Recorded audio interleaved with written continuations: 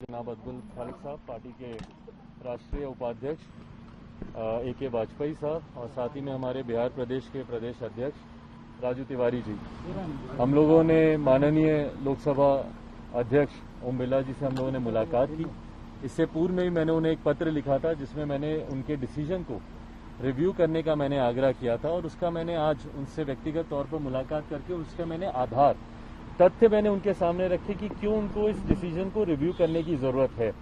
जिस तरीके से उन्होंने पार्टी से निलंबित सांसदों को में से एक सांसद मेरे चाचा आदरणीय पशुपति कुमार पारस जी को जिस तरीके से उन्होंने सदन में लोक जनशक्ति पार्टी का नेता उन्होंने स्वीकृत किया है, ये गैर कानूनी है, ये गलत है। ये हमारी पार्टी का संविधान इस बात की इजाजत नहीं देता। हमारी पार्टी का संविधान, लोक जनशक्ति पार्टी का संविधान स्पष्ट रूप से इस बात को कहता है कि लोकसभा में हो, राज्यसभा में हो, विधानसभा में हो, विधान परिषद में हो, any activity that takes place in the parliament और इन द असेंबली, वो हमारी संसदीय बोर्ड, सेंट्रल पार्लियामेंट्री बोर्ड के द्वारा ही स्वीकृत होने के बाद उसकी सूचना दी जाती है। इससे पूर्व में जब मैं भी नेता सदन बना था तो उस वक्त भी हमारे संसदीय बोर्ड के द्वारा ही ये हुआ था और उस पत्र की प्रतिलिपि भी मैंने इनको दी थी कि हम लोगों ने पत्र के माध्यम से आपको सूचित किया था कि लोक जनशक्ति पार्टी के संसदीय बोर्ड की बैठक हुई है और इसमें चिराग पासवान को नेता हम लोगों ने चुना है। तो ये प्रक्रिया हमारी लोक जनशक्ति पार्टी के संविधान में इसका जिक्र किया गया है। तो ये जानकारी, क्योंकि मेरा पूरा विश्वास है कि यकीनन लोक जनशक्ति पार्टी के संविधान की जानकारी के अभाव में माननीय अध्यक्ष द्वारा ये निर्णय लिया गया, तो उसकी जानकारी मैंने उनको दी है और उनसे मैंने आग्रह किया है कि उसको वो रिव्यू करें और जो निलंबित सांसद हैं उनको एक अलग गुट की मान्यता उनको वो जरूर दे सकते हैं, बट उनको लोक जनशक्ति पार्टी का उनको नेता चुनना, ये लोक जनशक्ति पार्टी का संविधान इस बात की इजाजत नहीं देता। मुझे खुशी है कि पूरे विस्तार से एक एक बातों को माननीय अध्यक्ष जी ने गंभीरता पूर्वक सुना।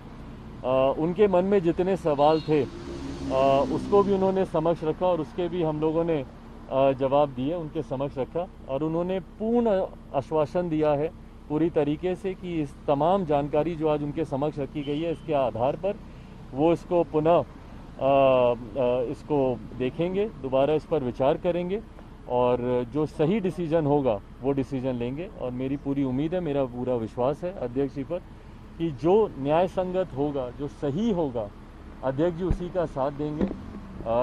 कोई भी संगठन और खासतौर पर कोई भी राजनीतिक दल वो अपने संगठन से चलता है। National executive, central parliamentary board, हमारे प्रदेश अध्यक्ष, हमारे जिला अध्यक्ष, हमारी कार्यकारिणी के सदस्य, उससे चलता है, ना कि सांसद और विधायकों से। कई राजनीतिक दलों में सांसद विधायक आते जाते हैं, हर 5 साल के बाद उनकी संख्या बढ़ती कम होती है, पर जो संगठन के लोग होते हैं वही पार्टी को चलाने में, आगे बढ़ाने में उनकी अहम भूमिका होती है। और इसीलिए कल मैंने राष्ट्रीय कार्यकारिणी की बैठक भी बुलाई है जिसमें तमाम हमारे मौजूदा जितने भी हमारे स्टेट प्रेसिडेंट्स हैं, जितने भी हमारे यूटी के अध्यक्ष हैं, जितने भी हमारे वाइस प्रेसिडेंट्स हैं, विभिन्न फ्रंटल ऑर्गेनाइजेशंस के जितने हमारे अध्यक्ष हैं, जितने हमारे जनरल सेक्रेटरीज हैं, जितने हमारे सेक्रेटरीज हैं, तमाम लोग उसमें मौजूद होंगे।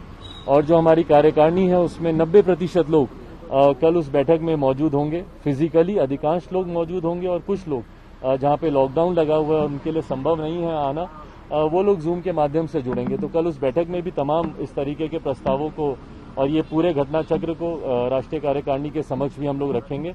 और उससे पूर्व में ये जानकारी मेरा लोकसभा अध्यक्ष जी को देना जरूरी था ताकि आने वाले समय में वो सही निर्णय लें। जैसा मैंने कहा कि पूरी तरीके से और बहुत ही सकारात्मक आश्वासन मिला। उन्होंने पूरी गंभीरता से इस बात को कहा कि कई ऐसी जानकारी थी और यकीनन मेरे लोक जनशक्ति पार्टी के संविधान की जानकारी अध्यक्ष जी को नहीं होगी। वो कई पार्टी का नेतृत्व लोकसभा में करते हैं और हर पार्टी का अपना अलग संविधान होता है। तो मैंने उनके समक्ष मैंने इन तमाम बातों को रखा और उन्होंने आश्वासन दिया कि वो पुनः इस पर विचार करेंगे और तमाम राय मशवरा करके जो उचित निर्णय होगा वो देंगे। कल भी कार्यकारिणी चुनाव के थ्रू आप चुने जाएंगे? में जो लोग शामिल होंगे? नहीं, देखिए मेरा चुनाव ऑलरेडी 2019 में हो चुका है और लोक जनशक्ति पार्टी का संविधान ये कहता है कि जो राष्ट्रीय अध्यक्ष एक बार चुना जाता है उसका कार्यकाल 5 साल तक रहता है, अनटिल अनलेस इस बीच में या तो उनकी कोई दुखद मृत्यु ना हो जाए या फिर वो इस्तीफा ना दे दें। तो मेरा कार्य मैं 5 नवंबर 2019 को मेरा चुनाव हुआ था और 9 नवंबर 2019 को हम लोगों ने इलेक्शन कमीशन में भी हम लोगों ने इसको नोटिफाई किया था। इसकी सूचना हम लोगों ने इलेक्शन कमीशन में भी दे दी थी। तो राष्ट्रीय अध्यक्ष के तौर पर जो मेरी भूमिका है वो 2024 तक है। Thank you.